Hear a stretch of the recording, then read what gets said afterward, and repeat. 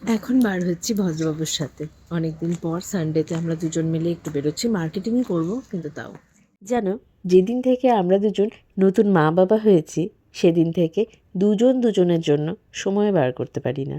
কারণ আমি তো আবার আমার বাপের বাড়ি শ্বশুর বাড়ি দু জায়গায় মিলেমিশে আছি, সপ্তাহখানিক এইখানে কিছুদিন ওখানে।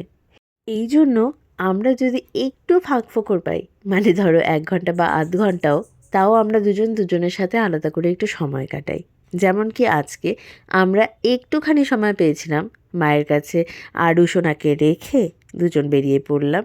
যেদিকে দুচোখ গিয়েছে সেদিকে।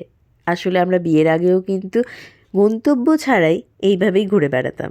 মানে পার্টিকুলার কোথাও যেতে হবে, বসতে হবে বা খেতে হবে এমন কিছু নেই।